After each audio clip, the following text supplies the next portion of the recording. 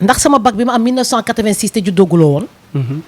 xam nga juddooguloo woon. offense yaa ngi offensé de. acca boog juddoo nga wala juddoo yaa ngi offensé de. offensé wu ma yaa ngi offensé de. dama lay provoqué yaay booy yaa ngi may offensé. ba 1986 ban année nga juddu yow xale nga. xale nga bëgguloo joxe sa date. mais bu ma amee bac judduwuloo. ok bu ma amee bac. judduwuloo. si kanam boobu la wone. ok mun nga nekk cos nag. ok. Voilà. waaw cos laa nag cos mun laa na nekk cos.